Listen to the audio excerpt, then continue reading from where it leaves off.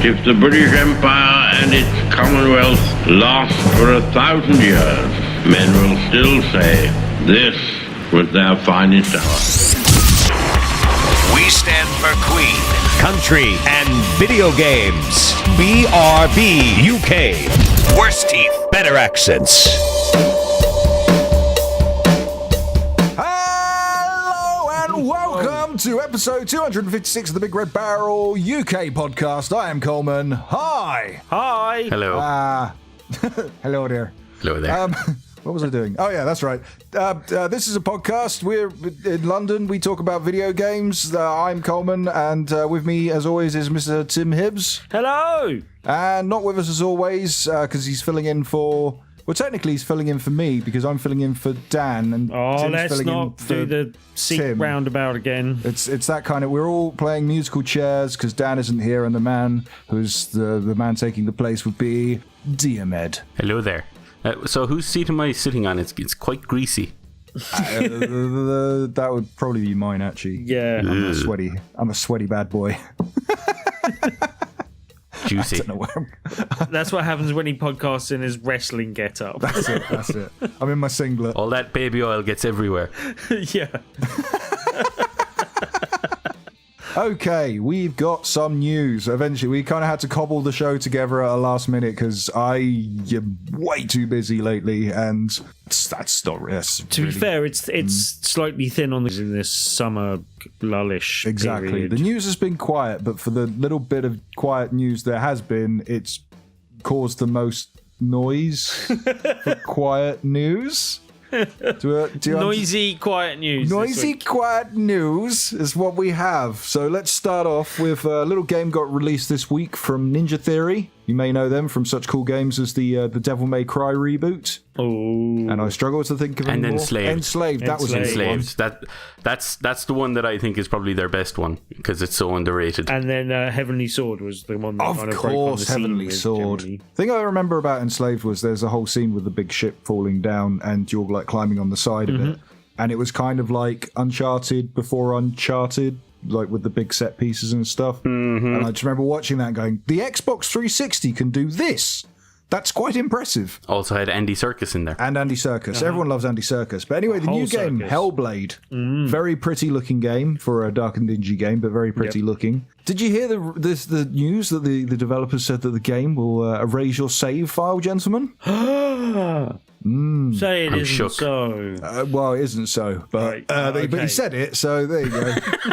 The threat was there. The intention to be more darker than Dank Souls, I believe, would be the correct terminology. So, what's all this about? Yeah, their launch day was a really weird day because clearly reviewers got this quite late, and so all of the reviews came out on launch day, and then this news broke that the game had this permadeath system that it would delete your save, and it kind of came out at the same time that Jim Sterling put out his review where he gave it a 1 out of 10 and called the game a broken piece of crap. He has updated that since, though. Hey? He has updated it since, but everyone that's why this was a weird launch day, because like throughout the day I was like on gaff and so on, and there was people talking about maybe he ran into this permadeath thing, didn't know about it or whatever, and then there was this back and forth. Anyway, you also had personalities like Total Biscuit coming out saying that the devs were stupid for putting in a permadeath system like this.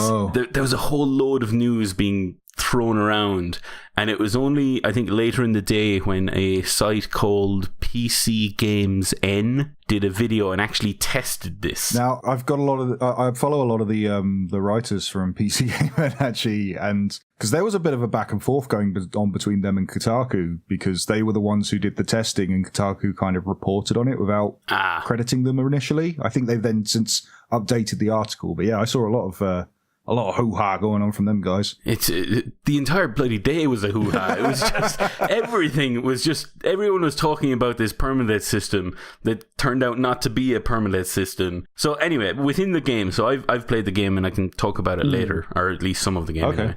And I can talk about it later, but quite early on, you as the character Senua run into this fight that you can't win. And you die. And then you kind of get revived. But when you get revived, you get this arm, your right arm is covered in what's called the dark rot. Oh. And this message pops up in the game, basically saying that this is the dark rot. It's going to slowly take over your arm as you fail or as you die. That's the implication. If the rot reaches your head, your progress is lost. Okay. Yeah, all progress will be lost, I think. Exactly. All progress is lost. And that's what people read into. So the whole thing is the game has a single save file. And the rumor before this was that if you died too many times, that save file would be deleted. Which is something that Sony and Microsoft don't allow of their systems, but okay. Exactly. But like that's why people tested this and they realized even on PC, this doesn't happen. So it was just it's kind of a threat. The whole point is it's actually kind of meant to tie into Senua's kind of paranoia about this rot, and it's really like it's used quite well. It's meant to make you a bit more stressed than you probably normally would be about trying to keep this character alive, and it's meant to feed into this. Like you see the like on screen the entire time because it's a third-person action game. You see Senua, and the way it's centered is her right arm is right in front of the screen almost all the time, so you constantly see this rot kind of going up her arm. Okay. And so it's always on your mind, and it's meant to play into that. It's meant to play into the game's So it's going to get themes. you as paranoid as the character kind of thing. Well, exactly. Yeah, that's what they're trying to do anyway. And then this whole story kind of got blown out of proportion, and eventually people realized it didn't actually happen. So I think they did a test and they died like 50 times and it didn't end the game or whatever. Now, at any point, does she end up wearing a white wig and looks in the mirror and say, "Not in a million years"? Because like they did that with one of their previous games, and that got people really annoyed too. Well, you see, as I said, I haven't finished the game, so that could happen. Okay. That It could be coming later. Okay, cool. You never know. You never know. As of now, it hasn't. So far through my playthrough, it hasn't. Okay. But like, so that's the implication, and it was just really weird. I think it was a symptom of the fact that it's a slow news month that people jumped on this and just everybody was talking about it. And it's like, I wouldn't mind, but I think someone put up a tweet around that day, and I can't remember who it was, so apologies for not crediting them, but they said that if Hideo Kojima had released a game that did this, because he's talked about doing something like this before, people would call him a genius. But because it's Ninja Theory, for some reason, they don't give him the benefit of the doubt. And in this case, they should have, because it didn't actually exist anyway. But even if the system did exist, I think it's a really good idea. I mean, we've already seen games like Dark Souls where they tried to make the threat of dying quite, important, and to the fact that you have obviously games like roguelikes that, you die and you have to restart the entire thing, or you have Dark Souls where when you die you have one opportunity to go back and get your souls, otherwise they're lost forever. You have games trying to put weight behind dying, and this is just another system to do that. So I don't really see what the big hullabaloo was. And to be fair, it's more kind of harking back to the way video games used to be. Like it used to, Exactly. you used to, if you died too many times, you used to have to start the game from the beginning. You know what I mean? Like it's, obviously we've moved on since then, but I don't mind a system that kind of, harkens back to that in some way, basically. But anyway, I think we should go fully like the old school games where, say, you were playing a game on the Commodore Plus 4 and all of a sudden the game would just stop working, or it would glitch out, and it was because the game wasn't finished. It was made by two blokes in a shed in like Liverpool. I think we should go back to that, or other times where studios. No, we have that. It's called early access. Oh, of course. there have been cases of other like games over the years. I have to find some examples at some point, but things like a game isn't finished, so on the last level they have, which isn't the actual meant to be the last level, they would extend a gap to make it too big for you to jump over, so you wouldn't reach the next level and not know that you've bought an unfinished game. That kind of thing. Yeah, we should go back to those days. Make them really hard. Best days of gaming. You think Dark Souls is hard, kids? You got nothing on the old days. Hey. All right. So Destiny 2's around the corner. Dan's not here to talk about it, so we thought we'd talk about it on his behalf, because it really burns Dan up inside when he can't talk about Destiny 2. But then we can still laugh at him about this one next week anyway, I think. We can, but we don't know. It might work out in his favour. We'll see. If you want a special Sparrow, which I've checked out the Sparrow, it looks pretty cool. It's red and white stripes, racing stripes. It's an exclusive tie-in for those who use Virgin Fiber. That sounds like people that want, a hearty morning breakfast. Yes, it does, but it is an actual service. This is like when Sky called the broadband service Sky Broadband, and we had an internal argument about this that we wanted to call it Skynet.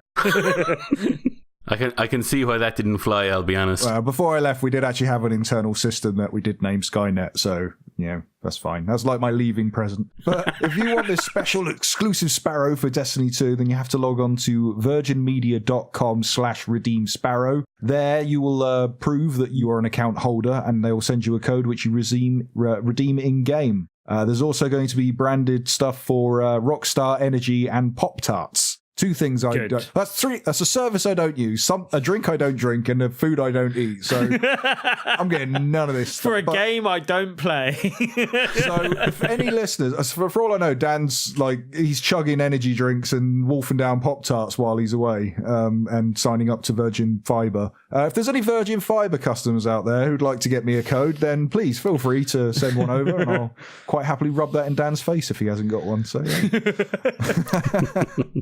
Okay, so the Dota 2 international tournaments, they were happening this week. That was happening. They were quite loud and vocal on the old Twitters and Facebook I spotted. And something that was even more loud were the boos of the crowd, because Valve, they unveiled a brand new game. A new Valve game? A new Valve game. Half-Life weird. 2? Yeah, Half-Life 3, Tim. Half-Life 2 exists.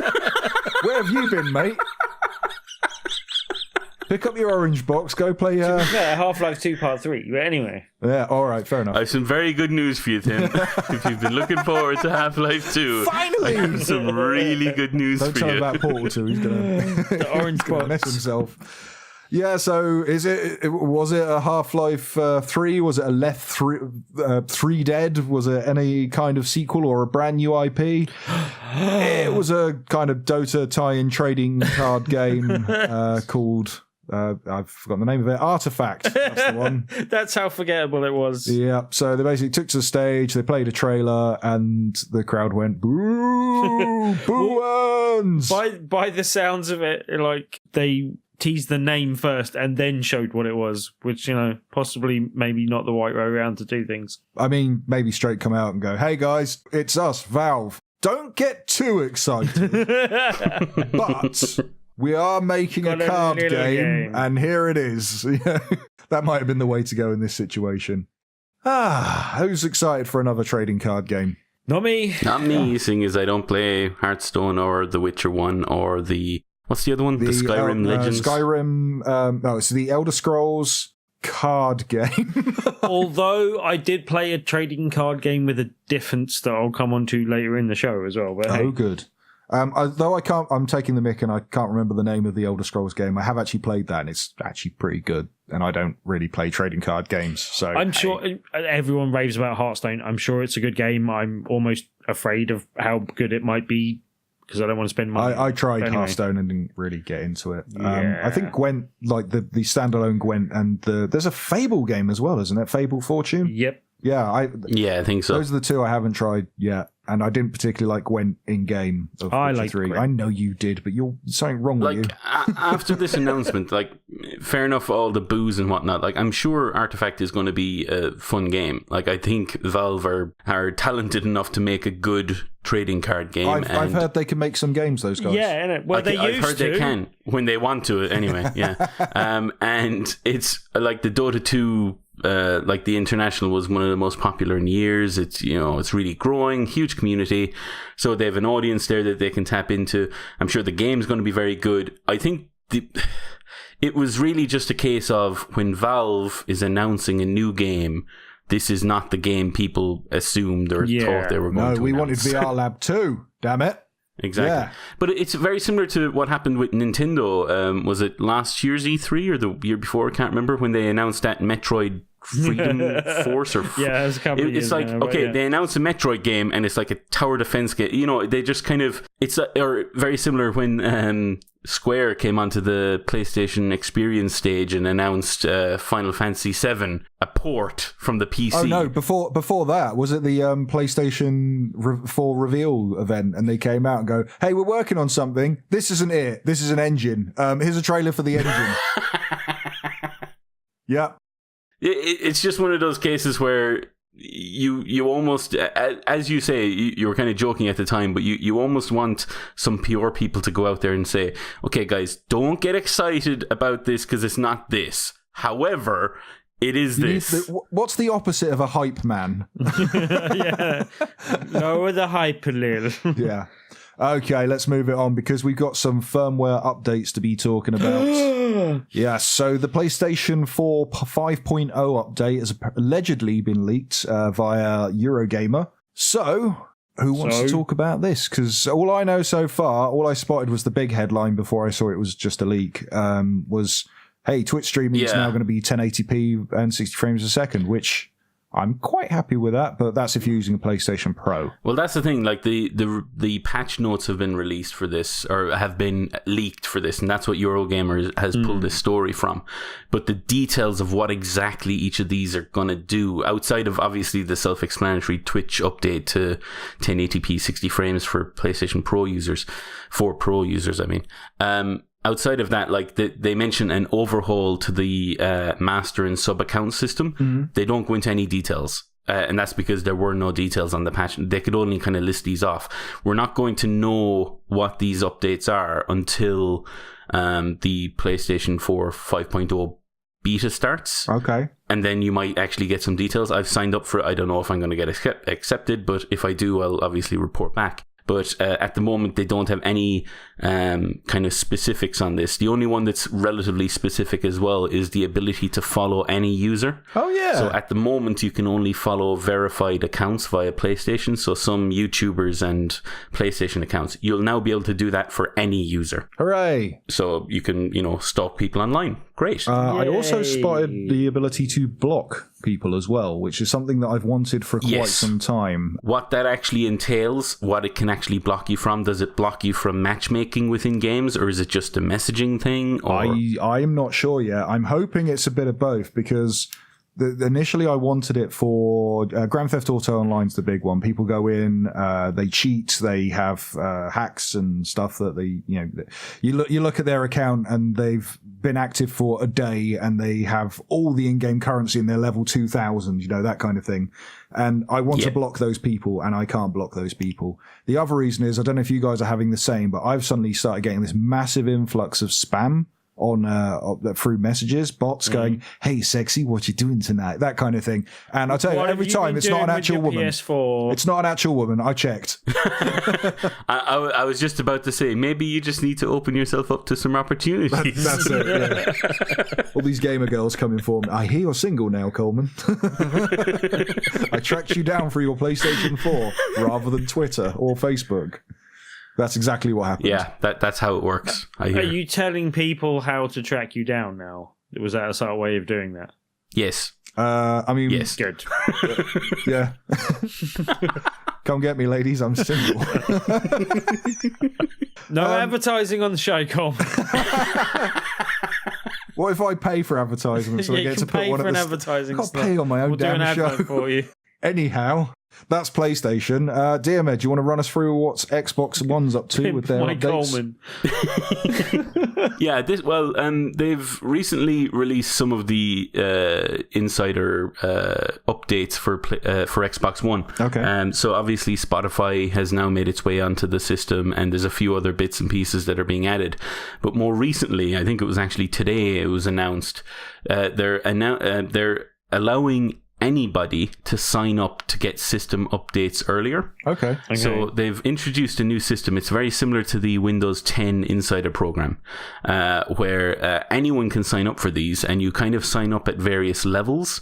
Now, the first level is the alpha level, and that's still invite only, but it will be rolled out to people who've been part of the Insider program for quite some time and have been kind of submitting feedback and reports of problems and so on within the system. So they want to kind of encourage people to do that. So that's the alpha status. So I'm guessing they're probably going to be the ones who get the most sort of, the earliest views of what's coming out and so on. Then you have the next level down, which will be the beta. So these are kind of ringed off. So when you sign up, I believe everyone's probably going to be in the Omega section, which is the lowest ring, and then through reporting system errors and providing feedback, you can maybe move up those levels. Okay. All of the details are on the Eurogamer article that was released, I believe, again today. But it kind of gives you an idea of they want, obviously, the more testers they have for their software updates, the more likely it is that you're going to catch little issues and gotchas that might slip through. I have a question. So this is one way of encouraging it. Yes. Why would anyone want to do this? It sounds like a pain in the arse. I think I have an answer.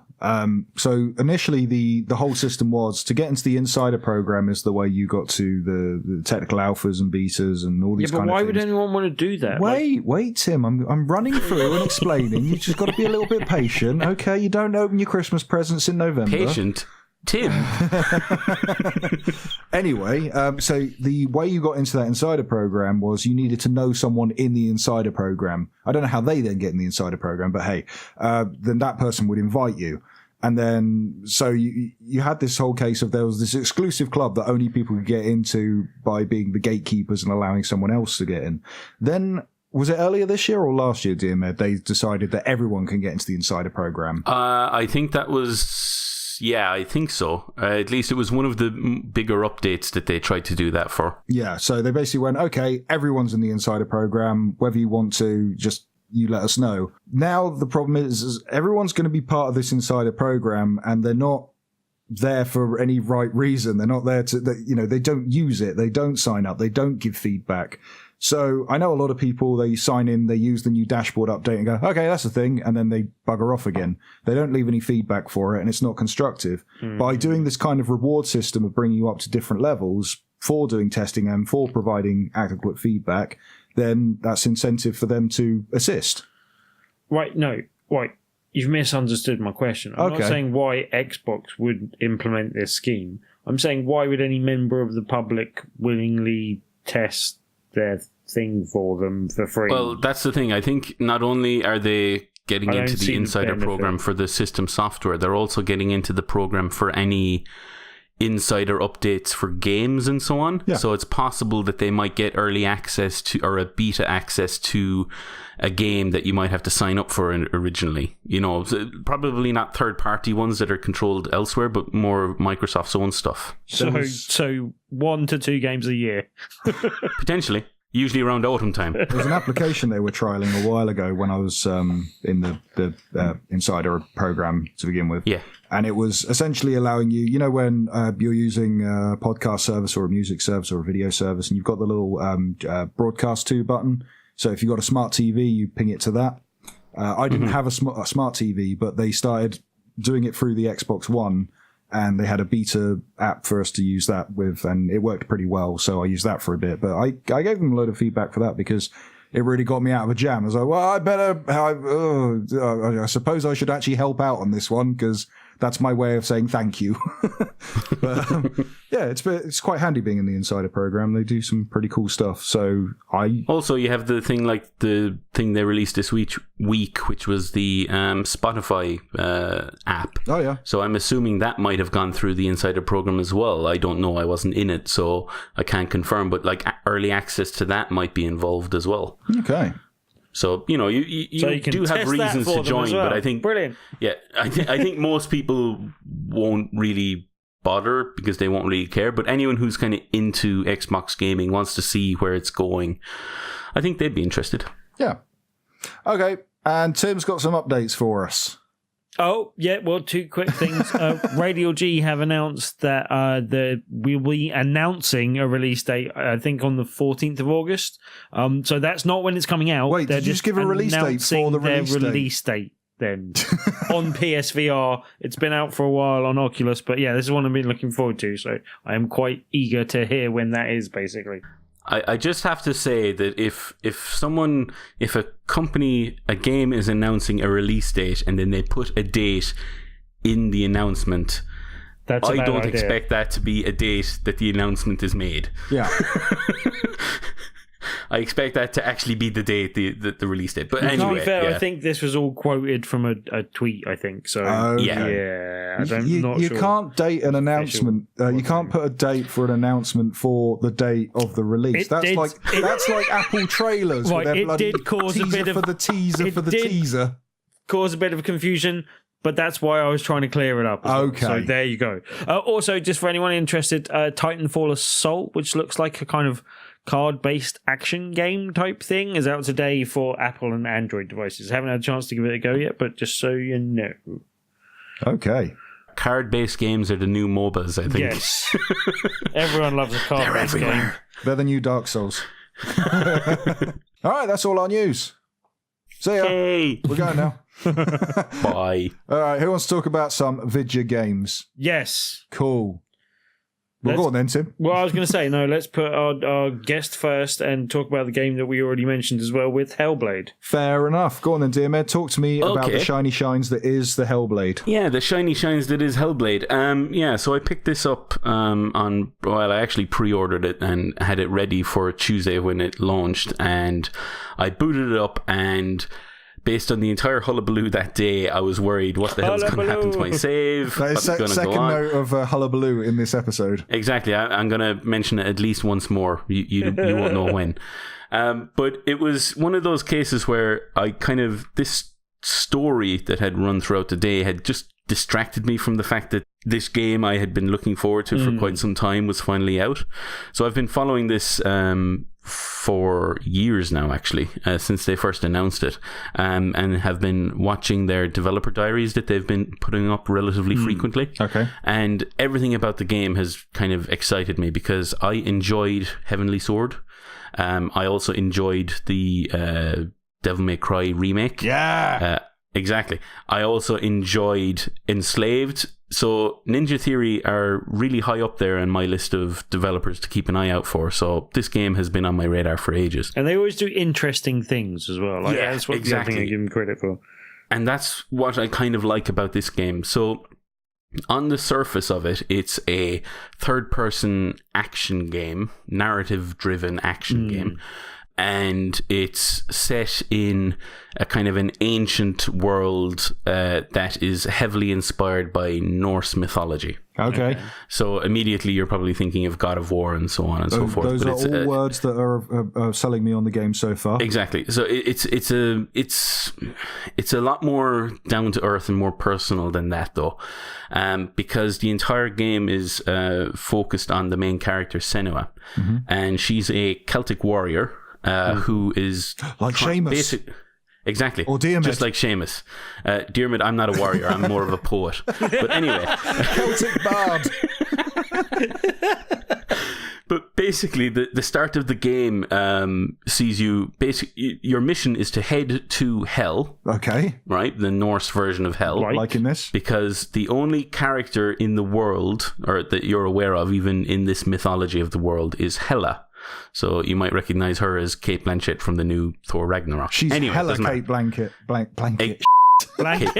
Kate Blanket. Kate Blanket. I'm really tired. Yes.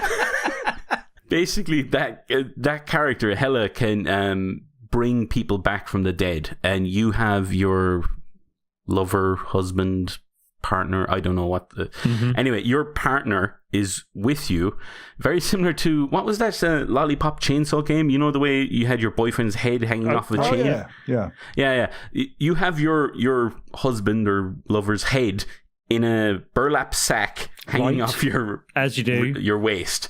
It's really weird. But anyway, you're basically bringing your husband's head with you to Hell to try and bring him back. That's pretty much the entire story. I did not think you'd be referencing Lollipop Chainsaw. Yeah, I was going to say. In the description. That's what I remembered. Does he wear that little cute necktie as well? That's what brought it up into my head. It was really weird. By the way, I looked up the underworld for Norse mythology,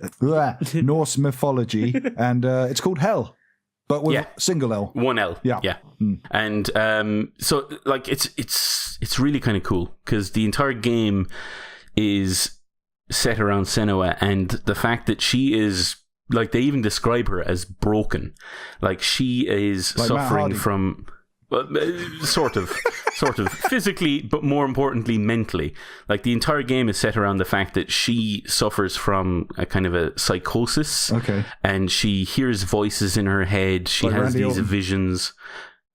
Yes, I suppose. You have I don't to know. equate everything into wrestlers for This him, is Diarmuid, brilliant. okay? Diarmuid's This doing is how it. his world works. I don't know. I'm just picking up on it. Truck on. I'm just going to truck on.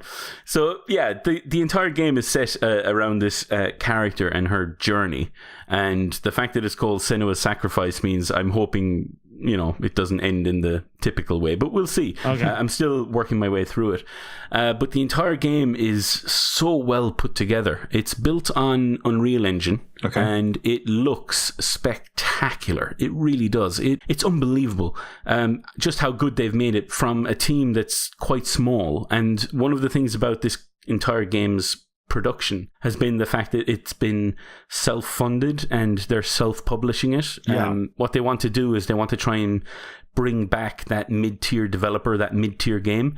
So like the fact that this game is coming out and it's only $24.99 on the store, like immediately people saw that and thought, is that a lesser game then?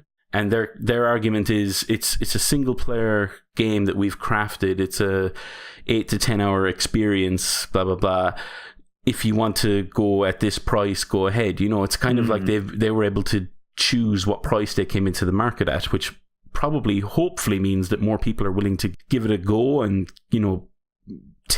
put a bet on it and maybe gamble with that price. It's kind of like CD Projekt with their model, was where they go, well, we can release a bunch of DLC and charge everyone like a small amount for small DLC and then like a massive amount for massive DLC, or we could just give all the small DLC away for free and then do like a reasonably priced DLC for content that's bigger than the actual game we've released.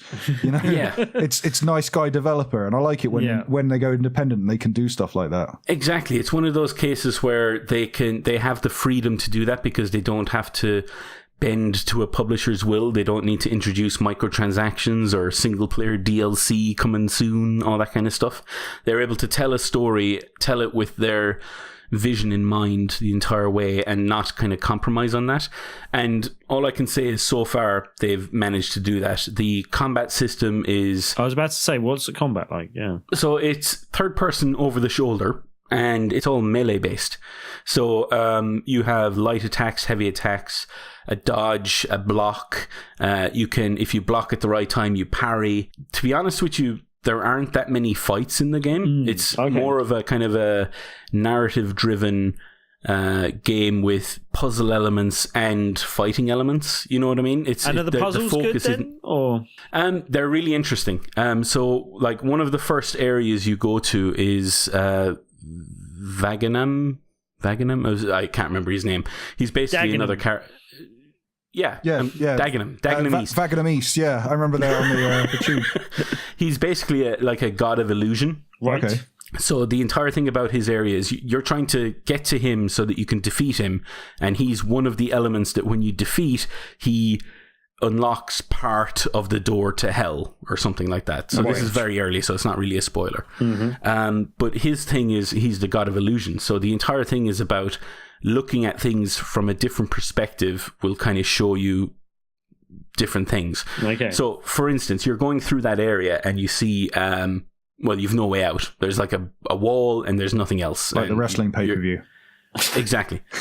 So, just like that. So you're looking around and you can't see any way out, but then you notice these two pillars at the other side of the map. If you run around those pillars and kind of look through them like you're looking through a doorway, you realize that wall disappears when you look through the doorway and you move through it. Right. So it's all of these kind of perspective puzzles and so on. There's other doors that are locked and you have to find a symbol in the environment, but the symbol might be made up of 3 or 4 different things that you kind of have to line up in order to... It's all very kind of simple puzzles. Like nothing has kind of stumped me yet. You just have to explore the environment and you quickly find out what you need to do. But it all sort of ties into the themes of the game as well, because during that time your vision kind of gets blurry. You start hearing voices. One of the things that everyone has talked about, and unfortunately because of the fact that I'm deaf in one ear, I can't really give you the most honest answer about this, but everyone talks about the sound design. and the fact that you should play the game wearing headphones, because the surround sound allows you to. So, like, throughout the game, you have these voices in your head. I think they're the Furies or something like that. Okay. Furries. And they're talking. Yeah, exactly. Furries. Not in my game.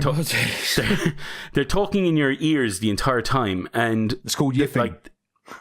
I've heard from other people who are playing the game who have full hearing capacity that when they do that, it really does sound like there's someone like with their lips right next to your ears talking to you, and it's incredibly off-putting and disturbing. Quite creepy. And that's the kind of thing that I really like about this game. Everything kind of fits into the narrative. The design of the levels, the design of the enemies, the audio, everything kind of works, and the soundtrack is really good as well. As I said, I'm still not finished it. I'm I would guess about halfway through, and I'm really looking forward to finishing it. Okay. Yeah, Cool. Well, definitely sounds interesting. Yeah, I'm really looking forward to picking this up now. Yeah. I think it's worth it so far, at least. Obviously, I can't review it, but yeah, so far, really, really good. Cool. Definitely going to have to give that a go. Tim, do you want to do one of yours? Yeah, well, I'll get the other one that I mentioned earlier out the way, and yeah, this one's definitely a bit different. Let's put it that way. The game, I managed to get a chance to play it at loading, actually. While we were doing Tabletop Tuesday, there was some people there showing off a mobile game that had been launched that day. Okay. And yeah, it's one that kind of does help by seeing a demo, because even though it's a mobile game, and I think it's available on Apple or Android, I think we saw it on Android devices, but I think it's available on both. But yeah, apart from being available on mobile, it's kind of a bit less accessible because you need a kind of bit of hardware to go with it, basically. And yeah, it's a heart monitor that measures your heart rate via your earlobe, basically. Okay. So you stick this thing on your ear, and basically it's a battling like one-on-one card game that you can play against AI, or you can battle against other players locally or online. But yeah, like the main thing is, and the reason why you got the heart monitor is the power of cards available to you, and you have a kind of selection of cards that come into your hand that you can see at the bottom of the screen, but then they have different values, and the more valuable cards are set in like different zones. I think it goes blue and then red possibly, but anyway, it goes through different colors, and you have to be kind of more calmer and in control of your breathing, and generally like kind of lower your heart rate. Well, it's not even lowering your heart rate. You kind of got this monitor on screen, and you're raising and lowering your heart rate and kind of controlling how that goes and trying to get longer peaks to it, basically. And the more steadily you do that, the kind of more steadily your breathing goes and everything else, and it calms you down. But anyway, the calmer you are, the bigger access you get to like bigger powers and stuff.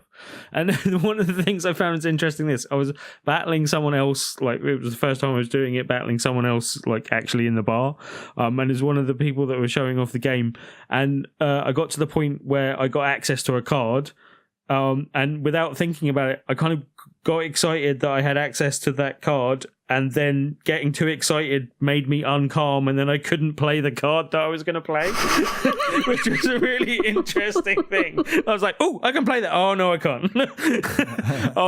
But then the only thing I found with it is it kind of like it snowballs. As soon as you're like, oh my God, I'm on the defensive, it becomes even harder to then calm down and then get back into the fight type thing. But yeah, like for a piece of software, it was interesting. It was designed by a studio called BFB Labs, and their tagline is emotionally responsive gaming, basically. But yeah, they do lots of things with like heart monitors and other stuff and other kind of stuff.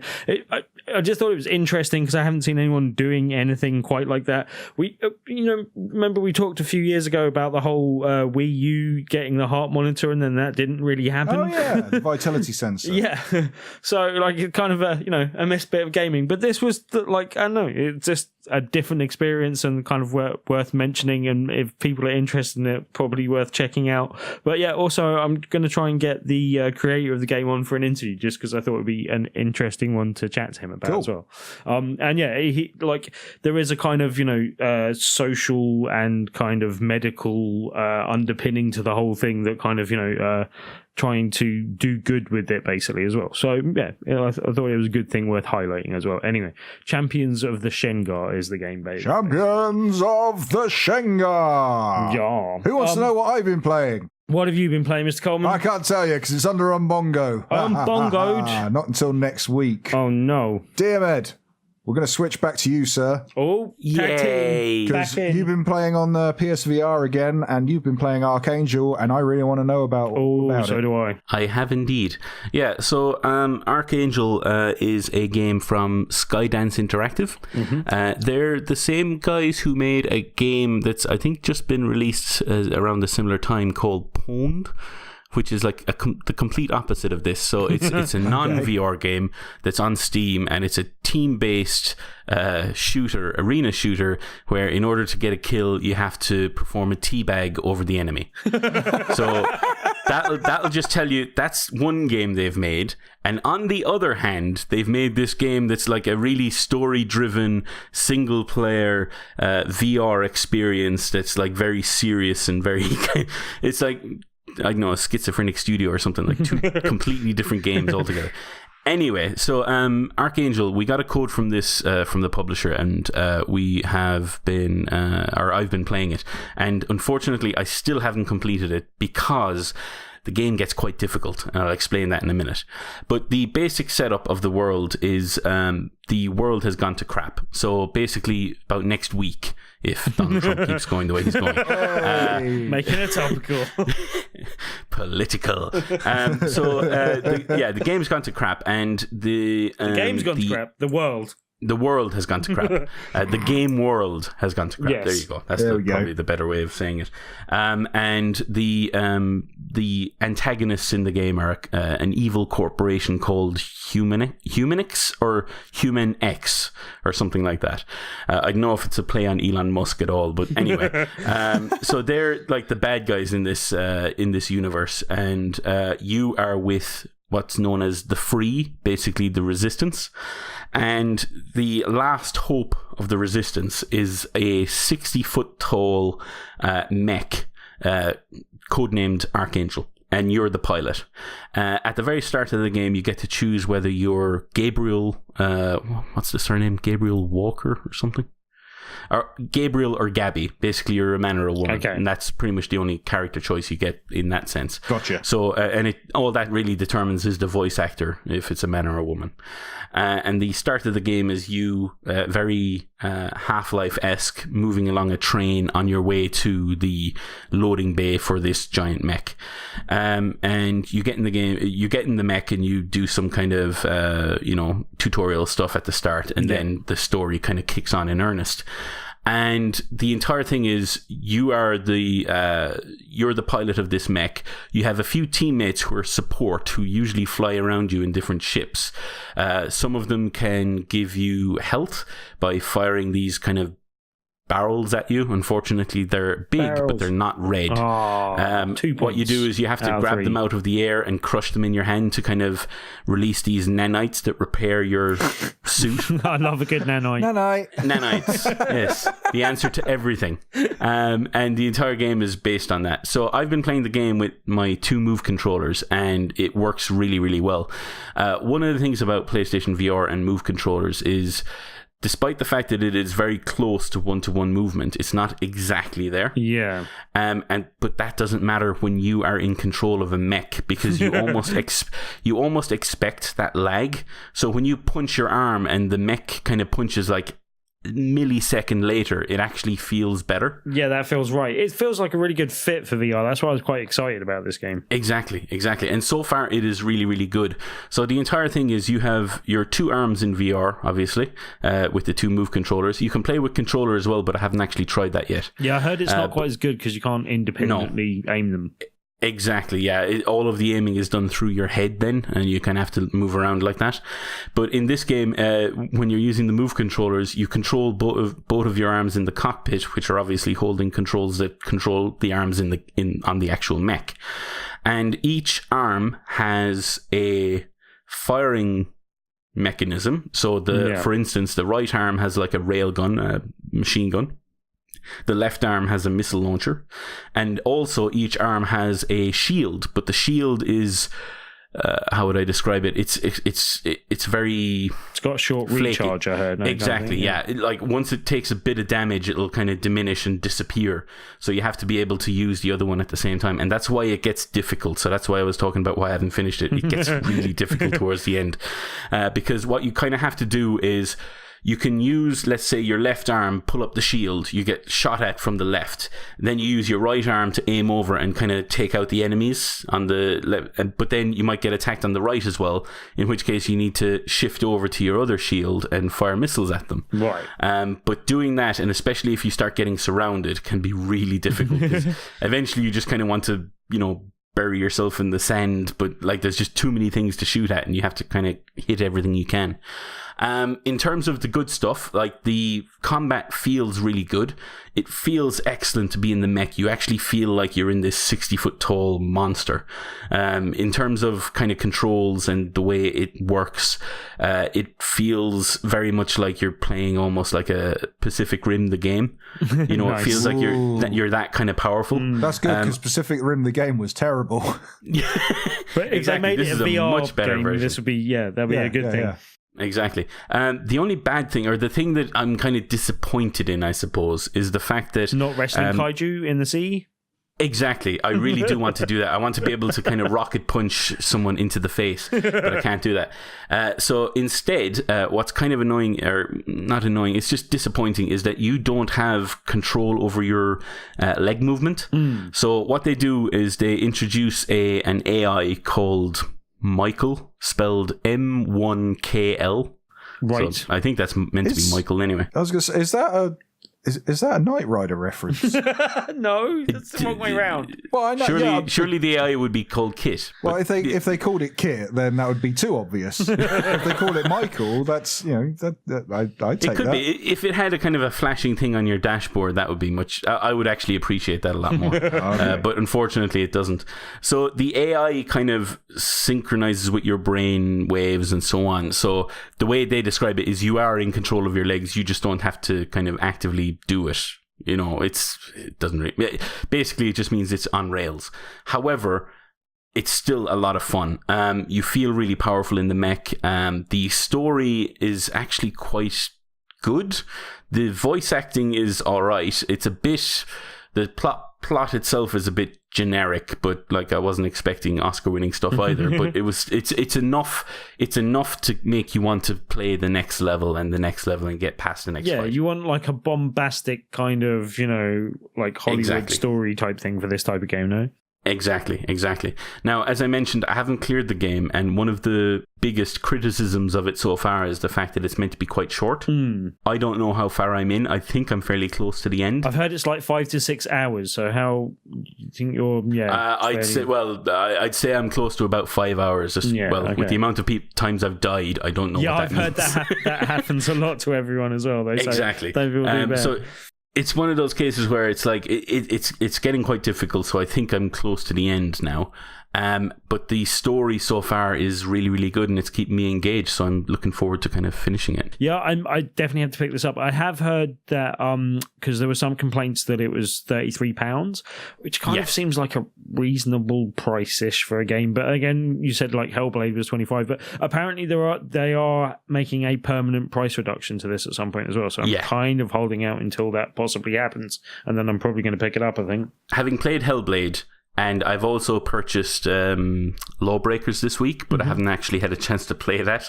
I was waiting for the patch to come out, and then I didn't get a chance last night. So I have those two games. I think if this game was about the 25 mark, that would be a really good game to get. Yeah.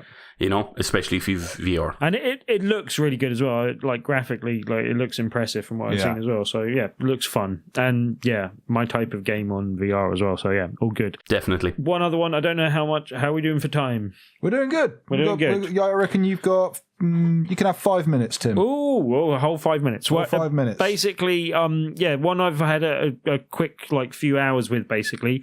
One I picked up, I kind of pre-ordered it. I don't know if you guys have heard of Castlestorm before. Yes, loads of times. Right. Okay. It's been released on every platform. Yeah, been now. released on loads of platforms. But they did a VR version, and I was interested to see how they'd interpret it, basically. And for those that don't know, you probably already own Castlestorm already, because it was on PlayStation Plus, and I didn't even know I owned it on Vita, and I do apparently. So there you go. But yeah, it's one of those things where it's not a very high-priced game. I think with the pre-order discount that I ordered it was like £10 something, but I think it's normally like £12-13. That's sort of range. I think maybe $11.99. Anyway, but yeah, it's not, a massively priced game, and it is just kind of an update to the existing game as far as I know it. I haven't played that much of the existing game, but from what I've seen, it looks like it's just done. Now, they've added a couple of things for VR, but some of it feels a little bit tacked on in places. And I don't mind that too much when they're not charging too much for the game, but just for example, all the cutscenes, instead of them being interpreted into VR, they're played on like a cinema screen in front of you, and then you're sitting in a little cinema like with popcorn next to you and a little drink and stuff, and it's all kind of themed within the theme of the kind of Castlestorm game. So it's all kind of knights and stuff, and there's a couple of knights in the cinema with you, sort of thing. Well, but on your viewer screen, so anyone watching the TV while you're playing, that's what we see the whole time. Oh, right, okay. Yeah. But yeah, then like in the actual game, you're kind of sat in almost like it's almost like, kind of a Punch and Judy setup type thing when you're in, like, it's different things, but you're on a kind of stand basically, and then looking down onto the game.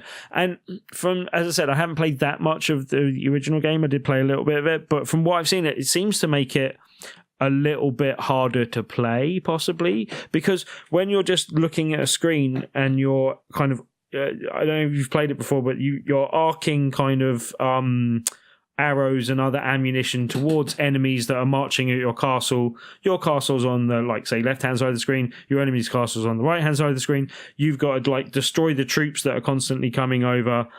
And eventually, it's different in the campaign because sometimes there isn't a castle on the other side. But generally speaking, in the like 2-player game and the larger levels, there's an opponent's castle on the other side, and you've got to then destroy that castle as well, basically. And yeah, it's kind of a little bit like almost half Worms, half kind of almost MOBA, almost kind of thing, because you're like constantly spawning your people to try and get across. There are some levels where there's a like flag in the middle of the area, and you've got to capture the flag and get it back to your base, or stop the enemy from capturing the flag and getting it back to theirs. I suppose a little bit Angry Birds like. Oh, yeah, sorry, yeah, that was the other thing I was going to draw to. With the castle destruction, you are kind of firing some of your bigger ammunition, even though your arrows do damage, which I didn't realise until later. I played a few levels in the game, but generally speaking, you want to fire the bigger ammunition you get and the stuff that you unlock, like bigger rocks and kind of explosive stuff. You generally want to, when you're not kind of defending yourself from waves, like throw that at the enemy's castle if there's a castle involved. And you can also, at different times, you're basically a hero. I think what do they call you? Like Defender of the Realm or something at some point, basically, and upholding, and you're kind of charging in for the king. And basically, you can, instead of manning the ballista on the battlements, which you're generally doing, you can jump straight into battle and actually get control of that person and hack people up. And yeah, where I say it's a little bit more difficult, not so much on when you're taking control of heroes and doing the magic spells and stuff, but when you're aiming some of the ballista shots, especially with the arrows and that sort of weaponry, like, because of the arc of the ballista and where you're aiming and you're trying to get control of that, shifting your viewpoint while you're doing that kind of shifts where you're aiming a little bit. Mm-hmm. So I found that a little bit confusing at times, possibly. But as I said, like, it's one of those things where I don't think VR actually adds that much to the game, and in some ways it may make it more difficult. Oh. But if you like that game and you've got a VR headset, it's worth picking up, and it seems like it's something that's a a reasonable conversion, at least. In as I said, one of those things where I don't think VR actually adds that much to it. So you may already just want to check out the game and see if you do it, but it's quite good fun in what it does, and it seems like it's quite deep as well, because you can completely customize your castle, and there's loads of different rooms you can unlock, and loads of different equipment you can unlock, and ammunition, and different soldiers, and all this type of stuff. So yeah, it does seem like a deep game, and I think because it's something that's already been out there, and they've just converted it for VR, you get quite a lot for your money, basically, kind of thing. So on that front, it might be worth picking up, but it's not one that VR makes shine because it's in VR particularly. Okay, yeah, that's a bit of a shame. Well, no, I'll be playing more of the game. I quite like it, but as I said, I don't. No, we play because you bought it. Well, yeah, there's that. But I quite enjoyed playing it as well. But yeah, I might end up playing more of it on my Vita than I do in VR eventually. Possibly. Exactly, that's what I meant. Yeah, it's a shame when games get ported to VR without any real huge innovation to them, because then it just seems like I've got a very expensive monitor strapped to my eyes. Well, yeah, I mean, I don't mind when gaming companies are experimenting. And then this is from Zen Studios, and they did the pinball games as well. And that might be something I might want to pick up as well, because that looks interesting. But yeah, I don't mind companies at the moment experimenting in VR and seeing what does and doesn't work, basically. So yeah, I guess there's that to view at it. But I've always found the PSVR especially, there's quite a bit of screen dooring to it, so that's one of the reasons I don't like looking. Really, people say there's less screen dooring with PSVR than there is the other one. It's just less clarity. The other one, there's a couple of them. Huh? Never mind. Well, with the other two main, PC competitors. Well, because this is why it's only on certain things as well that it's really noticeable. That's why I don't watch YouTube videos on the PSVR. YouTube videos I generally find don't look that great on it. But I just didn't think they looked that good at all. Yes, definitely. But yeah, I don't like the idea of if there's not a huge innovation to the VR game, to a game that already exists that's adding VR. Like take a look at Superhot. They made a brand new game for Superhot, and that's a really good use of it. Yeah, that's a brilliant use. But just here's a game that already exists. You could buy it on several different platforms. Also, there's a VR view to it. But as I said, it's a very playable game. You get quite a lot for your money. It's almost the opposite of Dino Frontier from last week, because that was on the higher price of things. You got not very much for your money, but it was quite innovative. So it's it depends what you want to support and what you want to get for your money type thing. Because as I said, that set benchmarks, this doesn't, but then this is a third of the price as well, sort of thing. So it's don't get me wrong, I'm not arguing against VR. I love VR. I love a lot of VR games. I'm just saying it's more interesting when I accept your main point, which is more interesting when it's doing something revolutionary and using it to its best capacity. Yes, because if there isn't a giant leap for VR in an originally existing game, I'd rather play that with the better looking screen than strap the fuzzier one to my eyes, That was my argument. Well, yeah. Anyway, that's all the game news and games that we played that have been out there. But tell you what, that's not just all we got time for. Is it now? No, we're going to do a bit of the Great British Debate. Oh. Cue the music.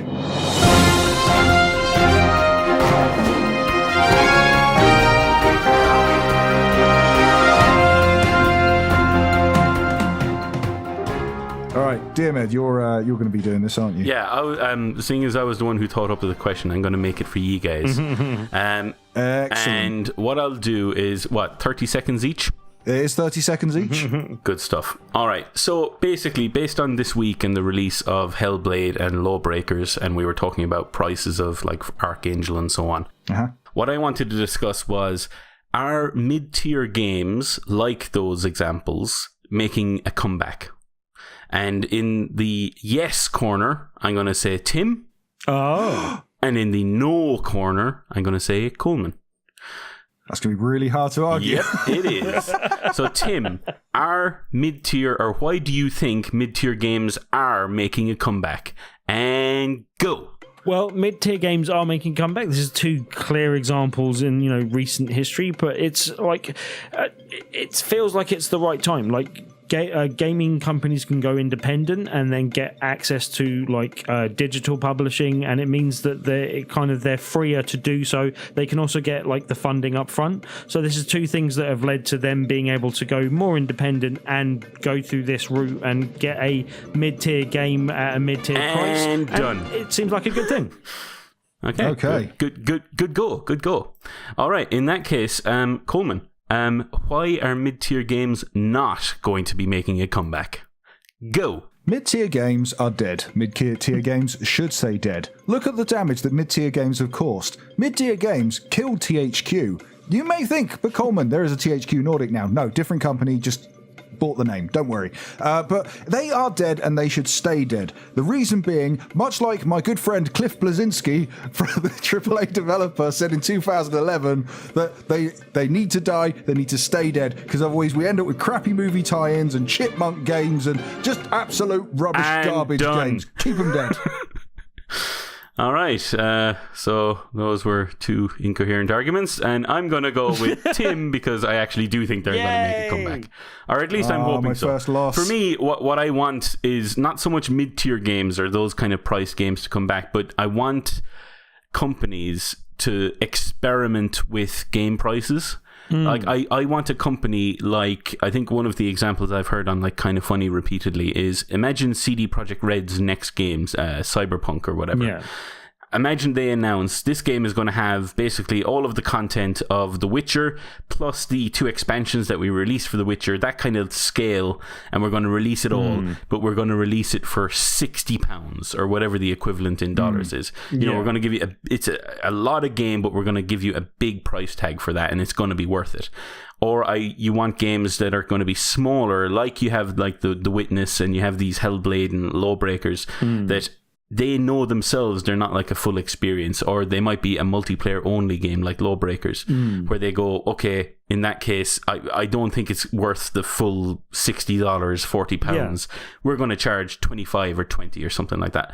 And I argued this years ago that we were getting the stage where literally every single player game that came out had to have a multiplayer component type thing, and it had to be online deathmatch. And you know, like I said, I'd rather they were broken apart and sold separately. We got them at a lower price, and we got better, you know, more honed experiences. I mean, one of the biggest things was like this time last year, No Man's Sky released, and it came out at £40, $60, and maybe for you. Well, yeah. Scrubs.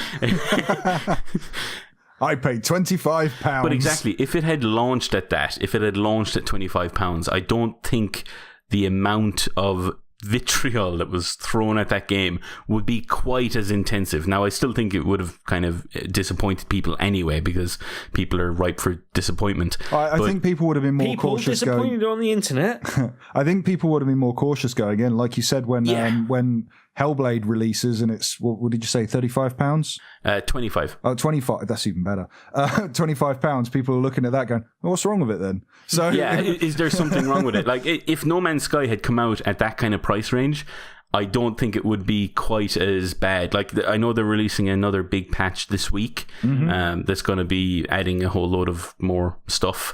Apparently, it's going to be improving the narrative, or as I call it, adding a narrative. Yeah, but you know what they are adding? You know, there's going to be... Exactly. Yeah. There's going to be different things like that are going to be added in, which are obviously improving the game, and I like the fact that they're still supporting it.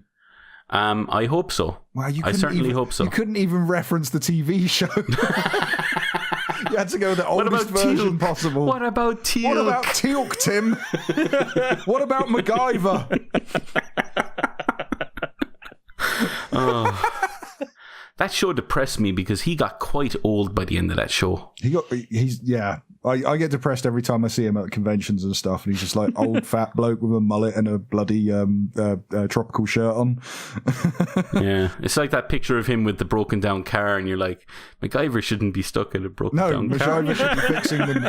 MacGyver should have that car fixed with a couple of paper clips and an elastic band.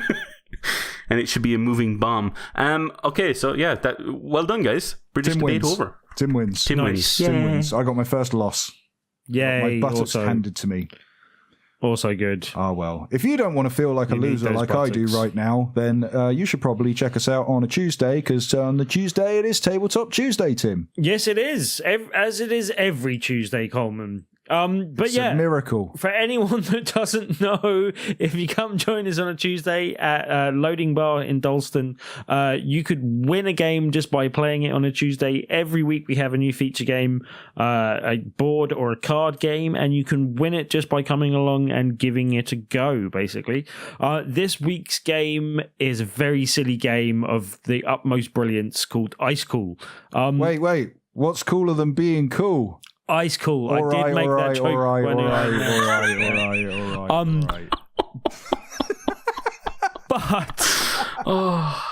But yeah, it's a game, gentlemen, about flicking penguins. That's what I said. I'm sorry, but flicking penguins. That'll get you kicked out of my world, mate. Mate, I tell you what, it's not just cool, it's ice cool. But yeah, no, it's really quite interesting. It's a box that kind of unpacks from itself and makes a bigger kind of playing area than the original box. And then you kind of flick penguins through things, and you've got to hit other penguins and take their penguin passes in front. And we've also got some extra cards to go with it as well. But yeah, it's a really good, fun, silly game. Should be a good one for the bar. And come along and you can possibly win a copy on Tuesday. Cool. So that is Tabletop Tuesday on the 22nd of... No, wait, at the 15th of... I've gone way ahead to the next one. On the 15th of August at the Dalston Loading Bar, Dalston, London. Tim will be there flicking his penguins. Do you want to say Dalston some more? Dalston, flicking the penguins. Dalston. Flicking penguins. I've just been sent a picture of some corgis having a sword battle. So there we go.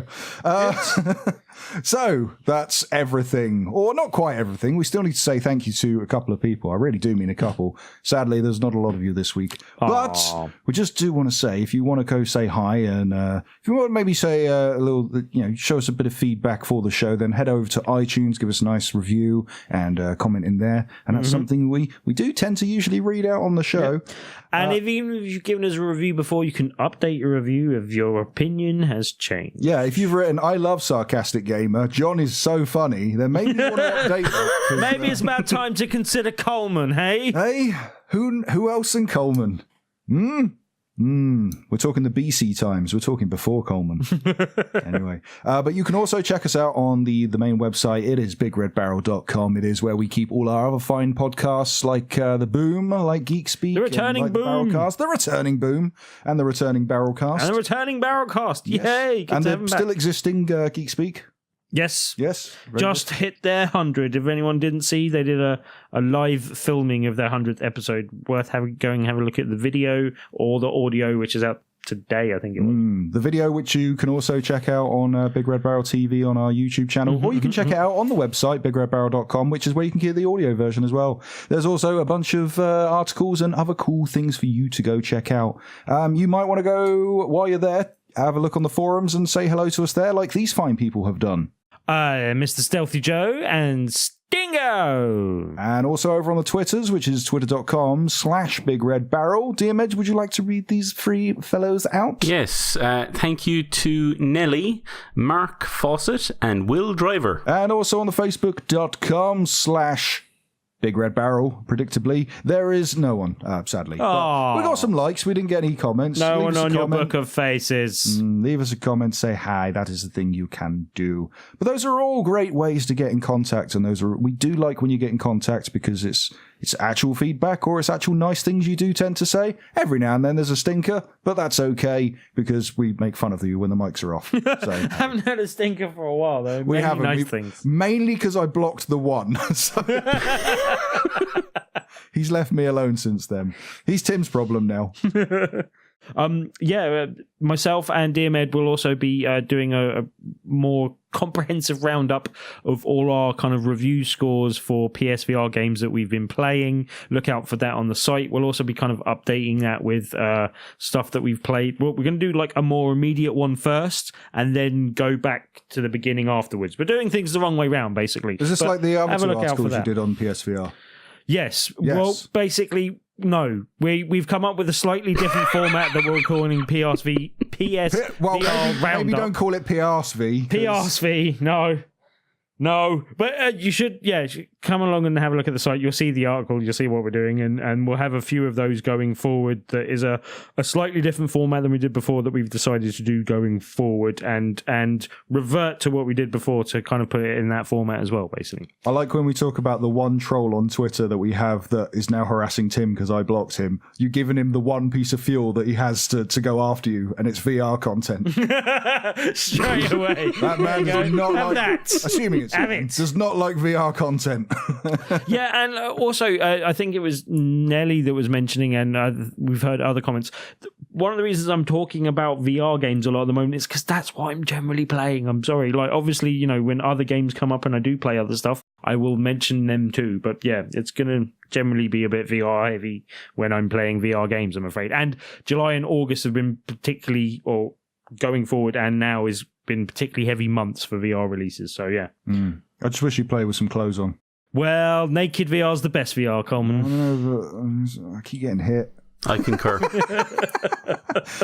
Okay, that's about everything. We should probably wrap it up here. Diarmuid, Yes. thank you for jumping on once again and being our knight in shimmering armor. You are a lovely man, and we love you very much. You are more than Sexy welcome. Irish also, tones. Hullabaloo, seeing as I forgot to mention it earlier. I got the third bell. Excellent. If you've got to the end of this show, well done you mentalist. This has been episode 256 of the Big Red Barrel UK podcast. We will be back next week. Hopefully Dan will be back, and we'll mock him about Destiny a bit, because it's quite funny when he gets irate about that sort of thing. 256, we didn't make any reference to like memory or, You just did. I did. Yeah. It's fine. We're saved. We're The good. pun was inside you all along, Timothy. Now we can go. It's fine. That is the true meaning of Christmas. An angel has got its wings. So for this week, dear listeners, I have been Coleman. I might have been Tim, maybe. I've definitely been Diarmuid. And until next week, dear listeners, a goodbye.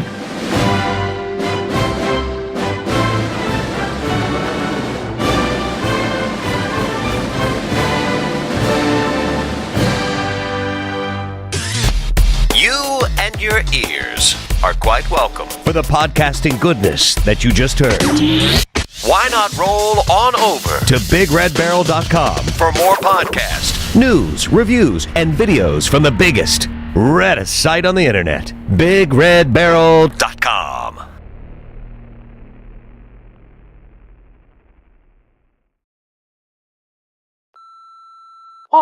Hello there, Coleman. It's me, your old buddy, your old pal, the malappropriated mouse. It's me, Mickey. Now, I remember in a recent podcast that, your friend Dan, he's a very good guy, likes the word moist, he was saying that he didn't see any reason to play Kingdom Hearts. Now, I take a lot of offense to this, because I had a starring role in that game, and shut up, Minnie, I'm telling them! Anyway, sorry for flying off the handle like that, but, if he doesn't play Kingdom Hearts, then I'll be very personally offended, and the next time I see you, Coleman, I just don't know what I'll do! Why do you have to break an old man's heart?